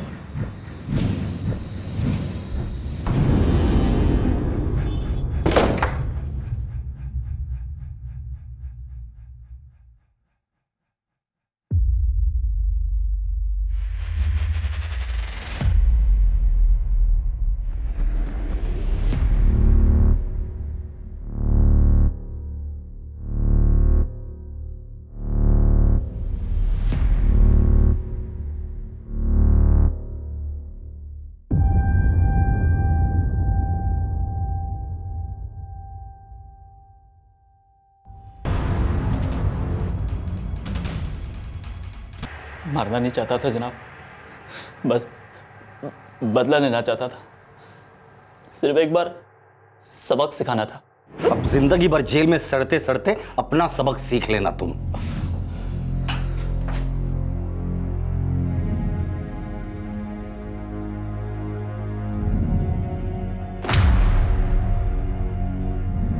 अमजद के कन्फेशन के बाद पुलिस ने उससे पियाली के फ्लैट की चाबी और उस मर्डर वेपन को भी बरामद कर लिया, जो उसने उसी बिल्डिंग के 3rd फ्लोर पर छिपा दिया था जिसमें पियाली रहा करती थी। अमजद के दोस्तों के बयान से यह सामने आया कि अमजद ने कई महीने पहले ही पियाली से बदला लेने का मन बना लिया था, लेकिन उसके अंदर की इस विकृति को भांपने के बावजूद वो खामोश रहे। अमजद ने अपने बयान में कहा कि पियाली ने खुद उसे इस अपराध के लिए उकसाया था, जबकि सच तो यह है कि उसकी विकृत मानसिकता को आंकने के बाद भी पियाली ने सावधानी नहीं बरती और उसके अपराध का शिकार हो गई। अमजद तो अपराधी है ही, लेकिन उसके साथ साथ बिल्डिंग के मेंबर्स और वो सिक्योरिटी एजेंसी भी अपराधी है जिनके पास अमजद के नेटिव प्लेस से जुड़ा कोई भी डॉक्यूमेंट नहीं था। साल 2012 में हुए इस केस ने ये सवाल खड़े किए कि जिन लोगों को हम अपनी बिल्डिंग, अपनी सोसाइटी, अपने ऑफिसेस की सुरक्षा के लिए अपॉइंट करते हैं, अगर वही हमारी सुरक्षा के लिए खतरा बन जाएं तो फिर विश्वास किस पर किया जाए। और तब ये कानूनी निर्देश जारी किए गए जिसमें सिक्योरिटी गार्ड्स, घरों में काम करने वाली मेड्स, ड्राइवर्स और हेल्पर्स की पुलिस वेरिफिकेशन करवाना हाउसिंग सोसाइटी, सिक्योरिटी एजेंसीज और हाउस ओनर्स के लिए कंपलसरी कर दिया गया, और ऐसा ना करने पर जुर्माने का भी प्रावधान रखा गया। अमजद को सजा सुनाई जा चुकी थी, लेकिन ये केस यहाँ खत्म नहीं हुआ था। इस केस में ऐसे कई और घुमाव आने वाले थे जो पूरी मुंबई पुलिस के लिए एक बड़ी चुनौती बनने वाले थे। यहाँ तक कि मुंबई पुलिस की भूमिका पर भी कई बड़े सवाल खड़े होने वाले थे। लेकिन पियाली की हत्या अभिजीत और उन दोनों के परिवारों की जिंदगी का वो काला अध्याय बनने वाली थी जिसकी कल्पना में पहले एक खुशहाल जिंदगी की कल्पना की गई थी।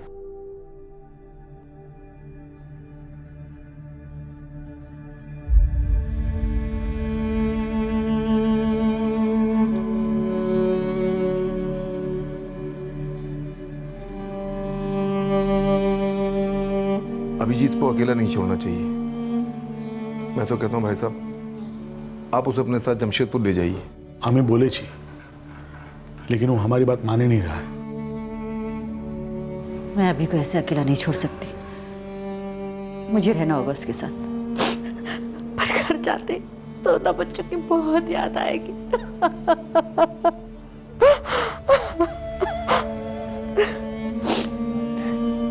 कितनी खुश थी मेरी प्यारी अभी के साथ, ख्याल रखिएगा उसका। भाई साहब, अभी हमें चलना चाहिए। मैं अभी को बुला कर लाती हूँ।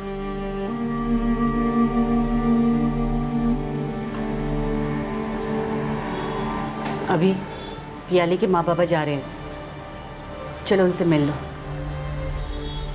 अभी अभी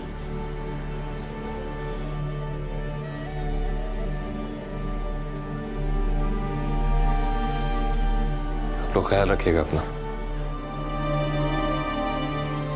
बेटा, तुम भी जमशेदपुर चले जाओ। नहीं अंकल, मैं ठीक हूँ यहाँ। पहली चली गई इसका मतलब ये नहीं है कि कोई नहीं है आपका। मैं हमेशा हूँ आप दोनों के लिए। तुम भी तो हमारे बेटे ही हो, ख्याल रखना अपना।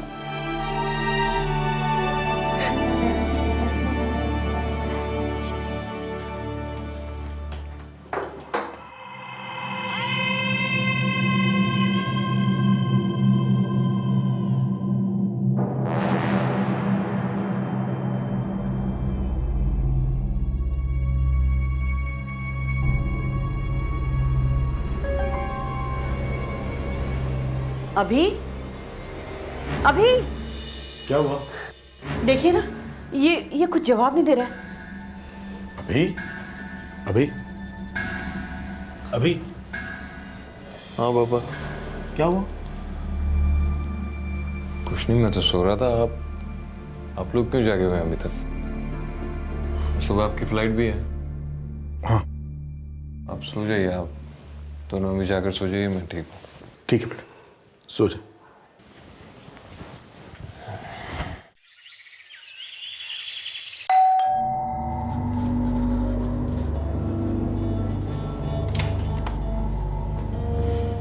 कैसा है? आजा। अभिजीत और प्याली के माता पिता सोचते थे कि अभिजीत जल्द ही अपने दर्द से उबर जाए। 2 महीने बीत चुके थे और बाहर से ऐसा ही लगता था कि अभिजीत के जख्म भरने लगे हैं। लेकिन जब प्याली मर्डर केस की हियरिंग शुरू हुई तो फिर से अभिजीत का दर्द उभरने लगा।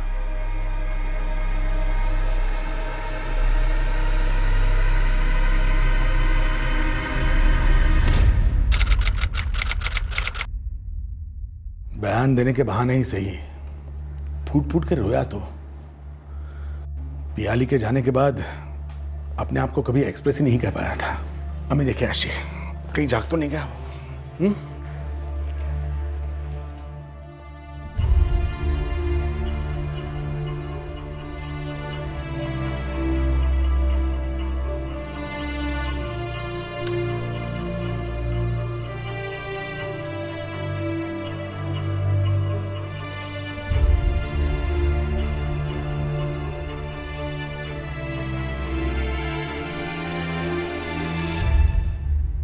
अभी अभी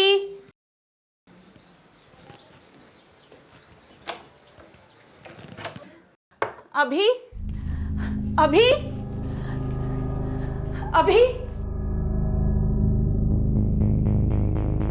अभी क्या हुआ मुनमुन? अभी अभी है नीचे।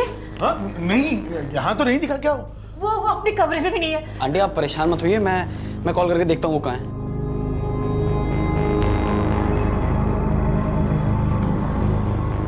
क्या हुआ? घंटी की आवाज शायद ऊपर से आ रही है। आप लोग यहीं रुकिए, मैं देख के आता हूँ 1 मिनट, शायद ऊपर होगा।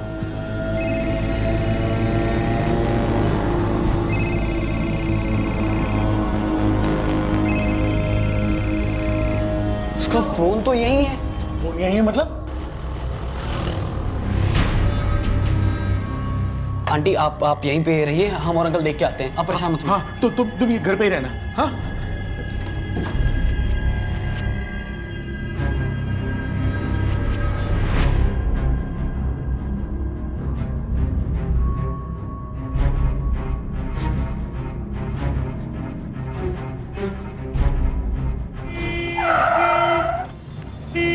साइड से चल, मरेगा क्या?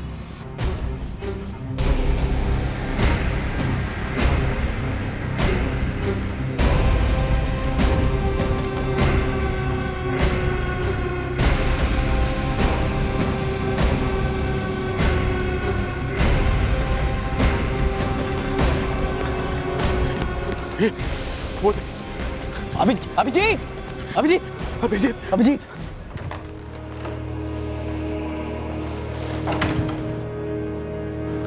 हमने कुछ टेस्ट परफॉर्म किए हैं, ब्रेन में कुछ लेजेंस है, उसके बाद कुछ और टेस्ट करने होंगे।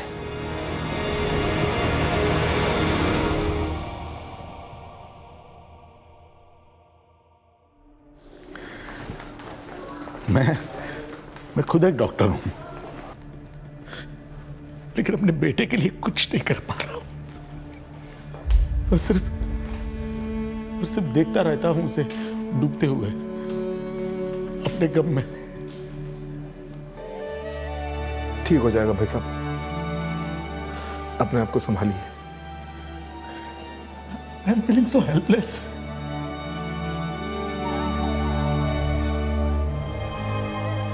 अभिजीत की हालत दिन ब दिन बिगड़ती जा रही थी। एक बीमारी से दूसरी बीमारी उसका जिस्म और दिमाग एक साथ कई पीड़ाओं से घिरता जा रहा था और उसके माता पिता की फिक्र नाउमीदी से घिरती जा रही थी।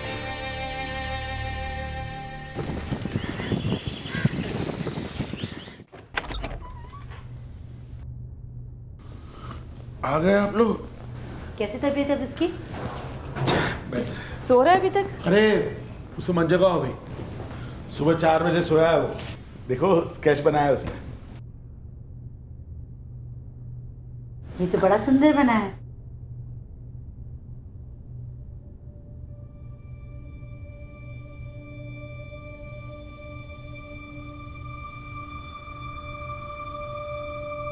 अभी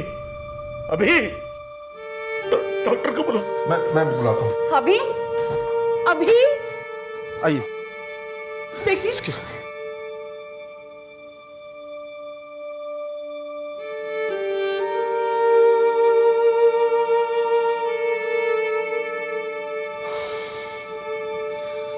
आई am sorry, he is no more. इनकी मौत तो 4-5 घंटे पहले ही हो चुकी है। आखिरकार 2014 में सेशन कोर्ट ने अमजद को प्याली की हत्या का दोषी मानते हुए उसे उम्र कैद की सजा सुनाई। लेकिन प्याली के माता पिता इस फैसले से खुश नहीं थे, क्योंकि वो चाहते थे कि अमजद को सजाए मौत मिले। उस अमजद ने सिर्फ प्याली को नहीं मारा, अभिजीत की मौत का भी वही जिम्मेदार है। मैं, आप दोनों और मुनमुन जो अधमरे से जी रहे हैं, उसके लिए भी वही दरिंदा जिम्मेदार है। उसे तो फांसी होनी ही चाहिए। मैं तो खुद हैरान हूँ जजमेंट से भाई साहब। और वो ये कैसे कह सकती है कि जिसकी बेटी को 16 बार चाकुओं से मारा गया हो, रेता गया हो, वो वहशी दरिंदा, उसको फांसी नहीं मिलनी चाहिए। और वो ये कैसे कह सकती है कि ये केस रेयरेस्ट ऑफ रेयर नहीं है। और वो जज बोलती है कि पियाली की पहनावे ने उस वैश्य को उकसाया उसका रेप करने के लिए। This is ridiculous. प्रोसिक्यूशन ने जल्द ही हाईकोर्ट में अपील की और कोर्ट से मांग की कि अमजद को सजाए मौत दी जाए। लेकिन मार्च 2016 में ही उनकी उम्मीद खत्म हो गई जब अमजद को पुणे की जेल से परोल मिल गई। और अमजद इतना शातिर अपराधी था कि वो परोल जंप करके गायब होने वाला था। कश्मीर? सर आप जानते हैं कि कश्मीर के हालात कैसे हैं? उसको वहां से पकड़ के लाना कितना मुश्किल है। आपको क्या लगता है वहां की गवर्नमेंट उसे ढूंढने में आपकी मदद करेगी? हम पर भरोसा रखिए, वो आदमी ज्यादा दिन आजाद नहीं रहेगा। I promise you.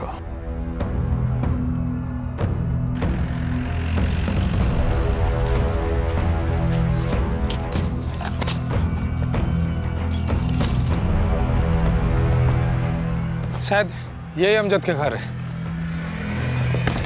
जिस दौरान अमजद कश्मीर में गायब हुआ था, उस दौरान वहां के हालात काफी गंभीर थे। और ऐसे माहौल में मुंबई पुलिस के लिए उसे वहां ढूंढना आसान नहीं था। मुंबई पुलिस कई बार वहां से खाली हाथ वापस लौट चुकी थी। लेकिन इस बार मुंबई पुलिस कमिश्नर ने इस केस की अगुवाई क्राइम ब्रांच के पुलिस इंस्पेक्टर अजय शाहने को सौंप दी, जिन्होंने साल 2012 में पियाली मर्डर केस में अमजद को अरेस्ट करवाकर उसे सजा दिलवाने में मुख्य भूमिका निभाई थी। सर 2 रिक्वेस्ट थी आपसे। इस केस के लिए टीम मैं चुनूंगा, और दूसरी बात, मीडिया को इस केस से दूर रखे, क्योंकि मैं नहीं चाहता कि इस केस से जुड़ी कोई भी बात लीक हो जाए। सबसे पहले मैं ये जानने की कोशिश करूंगा कि अमजद कश्मीर में है या पाकिस्तान में। Do it the way you want to do it. Thank you sir. Santosh, Amjad और तुम एक ही बारात में थे, सुना तुम दोनों की अच्छी दोस्ती थी। हाँ साहब, अमजद मेरे से हर बात करता था, पर उसे अफसोस नहीं जो किया उसने। जमानत पर बाहर आने के बाद वो भागने वाला है, ऐसा कभी बताया था उसने? एक बार भी नहीं साहब, बस अपनी अम्मी की बातें करता था। तुम्हें क्या लगता है ये भागकर अपने गांव गया होगा या पाकिस्तान? अमजद पाकिस्तान से बहुत नफरत करता है, वो कश्मीर में ही होगा साहब। सर अगर अमजद कश्मीर में है तो मैं जल्द से जल्द कश्मीर जाना होगा। नहीं रवि, जल्दबाजी नहीं। इसके पहले भी पुलिस ने उसे अरेस्ट करने की कोशिश की थी तो गांव वालों ने उन पर हमला किया था। इसका मतलब अमजद ने गांव वालों को विश्वास दिलाया कि वो बेकसूर है और पुलिस ने उसे फंसाया है। हमें क्राइम ब्रांच की तरह सोचना होगा, एक ऐसा प्लान बनाना होगा जिससे अमजद का बचना मुश्किल ही नहीं नामुमकिन होगा। यह है बारामुल्ला की घाटी। अमजद यहीं कहीं छुपा है, लेकिन कंफर्म न्यूज़ नहीं है। हम लोग लोकल पुलिस की मदद नहीं ले सकते, क्योंकि हो सकता है कि उनमें से कोई अमजद को खबर कर दे। हम लोग पुलिस वाले बनकर भी उसके गांव में नहीं जा सकते, क्योंकि पुलिस वाले पर एक बार हमला हो चुका है। तो हमारे पास जो कुछ भी इंफॉर्मेशन है वो सिर्फ इतनी ही इंफॉर्मेशन है। आउटसाइडर बनकर इससे ज़्यादा इंफॉर्मेशन हमें नहीं मिल सकती। तो फिर करें क्या? अगर अमजद के गाँव में घुसना है तो उन लोगों की तरह हमें दिखना होगा, उन लोगों की तरह बात करनी होगी, उन लोगों की तरह कपड़े पहनने होंगे। सिर्फ कपड़े पहनने से या दाढ़ी बढ़ाने से हम कश्मीरी नहीं हो जाएंगे। उसके लिए हमें कश्मीरी सीखनी होगी। कश्मीरी उतनी आसान भी नहीं है, लेकिन मुश्किल भी नहीं है। कुछ लिंक्स है और वीडियोस है, मैं आप लोगों को भेज रहा हूँ, ध्यान से देखिए। कश्मीरी लोग हिंदी किस तरह से बात करते हैं, देखिए।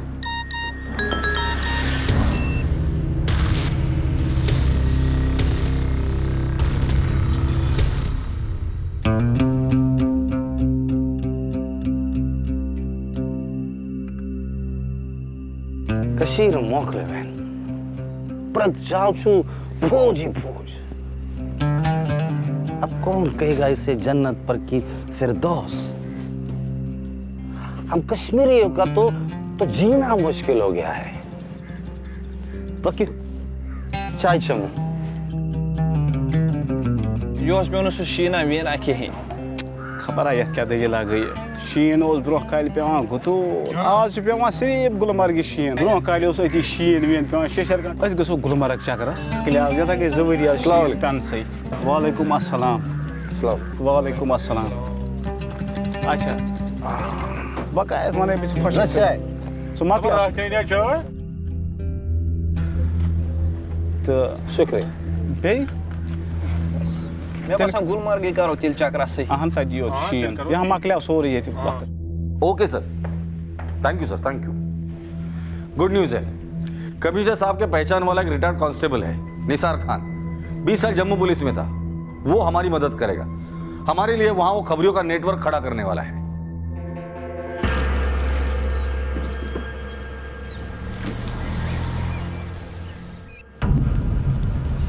जनाब, ये हमजा है और ये कलाम। जनाब, ये हमजा जो है ना, ये टूरिस्ट गाइड का काम करता था, लेकिन अभी हालात बुरे हैं, इसलिए इसके पास कोई काम नहीं है। लेकिन उधर की सब खबर रखता है, ये रोज कहाँ आना जाना है इसका। और ये कलाम उधर से सस्ते में कपड़े लाता है और इधर बेचता है। शुक्रिया खान साहब। जनाब, फिक्र मत कीजिए, हम दो की चार आंखें हैं और हमारे साथ हमारे कई दोस्त भी हैं, सबके सब भरोसेमंद। गुड। जैसे ही खबरियों का नेटवर्क खड़ा हो जाएगा, हमारा काम शुरू हो जाएगा। अमजद मियाँ, जल्दी मिलते हैं तुझे तेरे शहर में। यह साफ था कि अमजद कश्मीर में ही था और मुंबई क्राइम ब्रांच की टीम उसे पकड़ने के इस मिशन को एक नाटकीय अंजाम देने की स्ट्रैटेजी बना चुकी थी। लेकिन अभी तक उन्हें अमजद से जुड़ी कोई भी इंफॉर्मेशन नहीं मिल पा रही थी, क्योंकि अब अमजद भी अपना हुलिया बदल चुका था।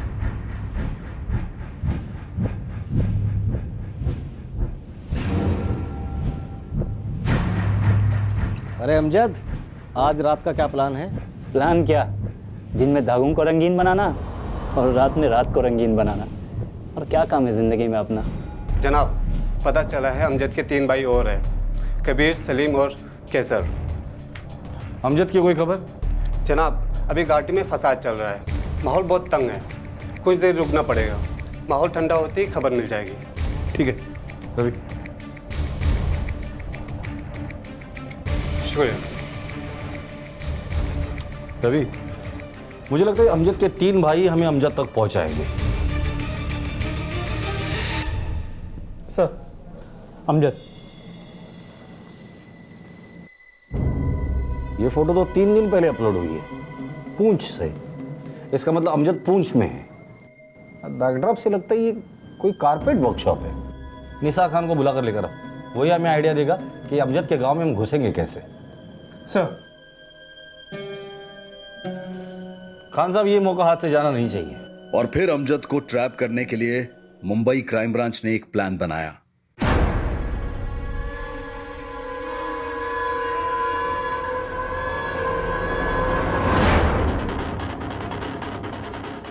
दिल्ली में एक कंपनी है कपड़ों का, उनको कश्मीरी कारपेट बनाने का बहुत बड़ा कॉन्ट्रैक्ट मिला है। असगैस जाए ते नफर। हमें जगह भी चाहिए और मजदूर भी। पैसा सबको मिलेगा, हमारा गारंटी है। ठीक है, डील पक्की, काम हो जाएगा। पुलिस इंस्पेक्टर अजय शाह ने को इस बात का पूरा विश्वास था कि अमजद उनके झांसे में जरूर फंस जाएगा और वो उस फेक एक्सपोर्ट ऑर्डर को पूरा करवाने के लिए दूसरे कारीगरों के साथ रोजगार के लिए वहां जरूर आएगा।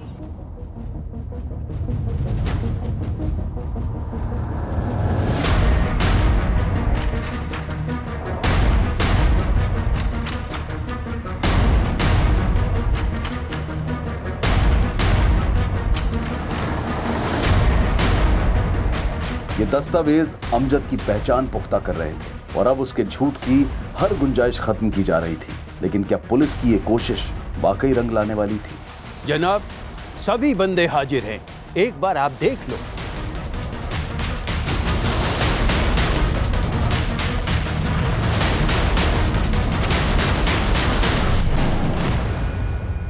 बाजा ने बाहर ले जाना।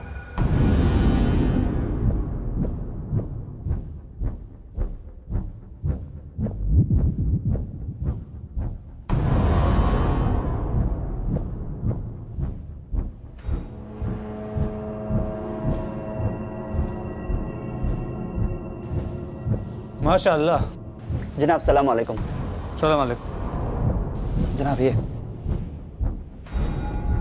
वरिया जान कोताकाल गवी कम कराल। हाँ, जनाब बचपन पेट करान। बचपन से? जी, मेरा वालिद साहब भी कारीगर था। फिर तो तुम बहुत अच्छा कारीगर होगा। चलो तुमको साहब से मिलवाते हैं, हो सकता है तुम्हारी नौकरी पक्की हो जाए। जनाब।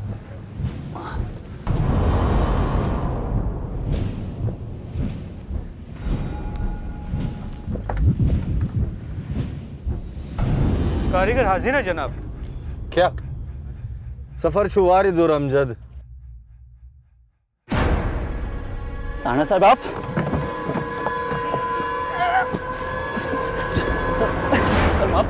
माफ कर दीजिए सर। गुड न्यूज है सर, मिशन कामयाब रहा। अमजद को पकड़ लिया है हमने। नेक्स्ट फ्लाइट से मुंबई आ रहे हैं। हवाई जहाज से सफर किया है कभी? उड़ने का बहुत शौक है ना तुझे? चल तेरा ये शौक भी पूरा कर देते हैं हम।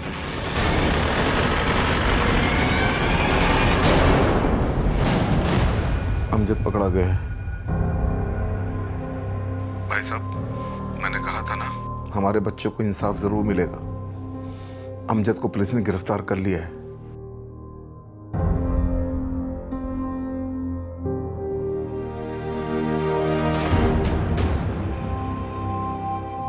प्याली मर्डर केस के अक्यूज अमजद को पैरोल जंप करने के लगभग 1.5 साल बाद मुंबई क्राइम ब्रांच ने आखिरकार सितंबर 2017 में कश्मीर से अरेस्ट कर लिया। पैरोल जंप करने के चार्जेस के साथ साथ हाई कोर्ट में उसके खिलाफ फिर से हियरिंग शुरू की गई, जिसमें प्याली के माता पिता ने सेशन कोर्ट की अमजद की उम्र कैद की सजा को सजाए मौत में बदलने की दरख्वास्त की। लेकिन इस केस में अभी हाई कोर्ट का फैसला आना बाकी है। आज प्याली के मर्डर को तकरीबन 5.5 साल गुजर चुके हैं। हम आए दिन महिलाओं के साथ हो रहे अपराधों की बात करते हैं और आंकड़े बताते हैं कि भारत में महिलाओं के साथ on an average her 6 minute में छेड़छाड़, हर आधे घंटे में शारीरिक शोषण और हर 1 घंटे में बलात्कार की घटनाएं होती हैं। और हैरानी की बात है कि जिस मुंबई के बारे में यह कहा जाता था कि यह शहर महिलाओं के लिए सबसे ज्यादा सुरक्षित है, वहीं आंकड़े बताते हैं कि आज दिल्ली के बाद मुंबई वो दूसरा शहर है जहां महिलाएं आए दिन किसी न किसी अपराध का शिकार होती रहती हैं और इस पर विचार करने की जरूरत है। अब मैं अनूप सोनी आपसे विदा लेता हूं, फिर मुलाकात होगी अगले एपिसोड में एक और चौंका देने वाले केस के साथ। तब तक अपना और अपने परिवार का ख्याल रखें और देखते रहें क्राइम पेट्रोल डायल 100। सबक एक को सीख हम सबको। जय हिंद। क्राइम पेट्रोल के और भी दिलचस्प कहानी देखने के लिए हमारे चैनल को सब्सक्राइब करें और बेल आइकॉन दबाना न भूलें।